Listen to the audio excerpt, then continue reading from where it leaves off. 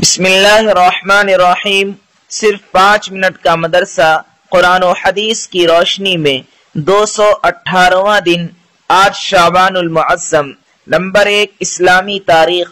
حضرت ابو ایوب انصاری رضی اللہ تعالی عنہ، آپ کا پورا نام خالد بن زید النجاری ہے۔ ابو ایوب ان کی کنیت ہے۔ حضور صلی اللہ علیہ وسلم ہجرت فرما کر جب مدینہ تشریف لائے تو حضرت ابو ایوب انصاری رضی اللہ عنہ ہی کے مہمان ہوئے اور تقریباً 7 ماہ انہی کے گھر پر قیام فرمایا۔ وہ ہمیشہ دین کی خاطر جان و مال لگانے کے لیے تیار رہتے۔ حضور صلی اللہ علیہ وسلم کو جب بھی کوئی ضرورت پیش آتی تو اس کو پورا کرنے کے لیے وہ ہمیشہ بھرپور کوشش کرتے۔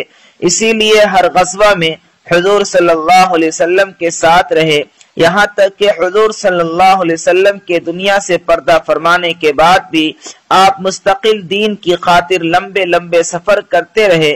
حضرت امیر معاویہ رضی اللہ عنہ کے زمانہ خلافت میں بیماری کے باوجود 90 سال کی عمر میں دین کی خاطر قسطنطنیہ کا سفر کیا۔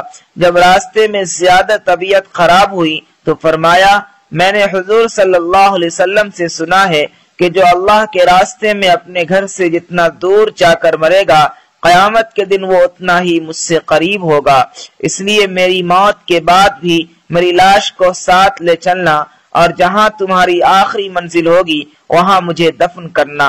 چنانچہ یہ آپ رضی اللہ عنہ کی کرامت تھی کہ کئی دنوں کے بعد بھی ان کی نعش پوری طرح محفوظ رہی۔ جب یہ اسلامی قافلہ قسطنطنیہ پہنچا تو وہاں ان کو دفن کیا گیا۔ آپ کی وفات سن 52 ہجری میں ہوئی۔ نمبر 2 حضور صلی اللہ علیہ وسلم کا معجزہ، ایک منافق کی موت کی خبر دینا۔ رسول اللہ صلی اللہ علیہ وسلم ایک سفر سے واپس مدینہ تشریف لا رہے تھے۔ جب مدینہ کے قریب پہنچے تو ایک سخت ہوا چلی۔ اس وقت رسول اللہ صلی اللہ علیہ وسلم نے فرمایا، یہ ہوا ایک منافق کی موت کے لیے چلی ہے۔ چنانچہ جب مدینہ پہنچے تو معلوم ہوا کہ ایک بڑا منافق مر گیا ہے۔ نمبر 3 ایک فرض کے بارے میں، زکوٰۃ کی فرضیت۔ رسول اللہ صلی اللہ علیہ وسلم نے حضرت معاذ بن جبل رضی اللہ عنہ کو یمن بھیجتے وقت فرمایا، یمن والوں کو بتا دینا کہ اللہ تعالیٰ نے ان پر ان کے مال میں زکوٰۃ فرض کی ہے۔ فائدہ، اگر کسی کے پاس نصاب کے برابر مال ہو تو اس میں سے زکوٰۃ ادا کرنا فرض ہے۔ نمبر 4 ایک سنت کے بارے میں، گھر میں داخل ہونے کی دعا۔ رسول اللہ صلی اللہ علیہ وسلم نے فرمایا، جب آدمی اپنے گھر میں داخل ہو تو یہ دعا پڑھے، اللہم انی اسألک خیر المولج و خیر المخرج، بسم اللہ ولجنا و بسم اللہ خرجنا وعلی اللہ ربنا توکلنا، پھر گھر والوں کو سلام کرے۔ نمبر 5 ایک اہم عمل کی فضیلت، اللہ کے نام یاد کرنے پر جنت۔ رسول اللہ صلی اللہ علیہ وسلم نے فرمایا، اللہ تعالیٰ کی 99 یعنی ایک کم 100 نام ہے، جس شخص نے ان کو یاد کر لیا وہ جنت میں داخل ہوگا۔ نمبر 6 ایک گناہ کے بارے میں، دکھلاوے کے لیے خرچ کرنا۔ قرآن میں اللہ تعالیٰ فرماتا ہے، وہ لوگ بھی اللہ تعالیٰ کو ناپسند ہیں جو اپنے مال صرف لوگوں کو دکھانے کے لیے خرچ کرتے ہیں، نہ وہ اللہ پر ایمان رکھتے ہیں اور نہ یوم آخرت یعنی قیامت کے دن پر، اور جس کا ساتھی شیطان ہو گیا تو سمجھو کہ وہ بہت ہی برا ساتھی ہے۔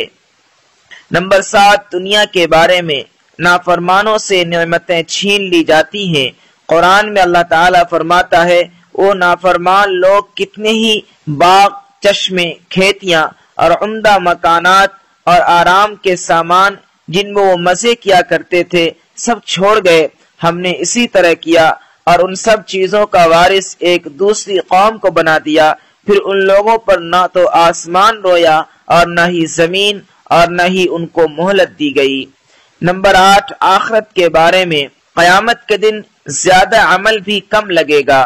رسول اللہ صلی اللہ علیہ وسلم نے فرمایا، اگر کوئی اپنی پیدائش کے دن سے موت کے دن تک برابر اللہ تعالیٰ کو خوش کرنے کے لیے مسجد میں پڑا رہے تو قیامت کے دن اپنے اس عمل کو بھی وہ بہت کم سمجھے گا اور تمنا کرے گا کہ اس کو دنیا میں بھیج دیا جائے تاکہ وہ زیادہ سے زیادہ اجر و ثواب حاصل کر سکے۔ نمبر 9، طب نبوی سے علاج، انار سے علاج۔ رسول اللہ صلی اللہ علیہ وسلم نے فرمایا انار کو اس کے اندرونی چھلکے سمیت کھاؤ کیونکہ یہ معدہ کو صاف کرتا ہے۔ فائدہ، علامہ ابن قیم رحمت اللہ علیہ فرماتے ہیں کہ انار جہاں معدہ کو صاف کرتا ہے وہیں پرانی کھانسی کے لیے بھی بڑا کارآمد پھل ہے۔ نمبر 10، نبی صلی اللہ علیہ وسلم کی نصیحت۔ رسول اللہ صلی اللہ علیہ وسلم نے فرمایا رحم کرنے والوں پر رحمان رحم کرتا ہے، تم زمین والوں پر رحم کرو، آسمان والا تم پر رحم کرے گا۔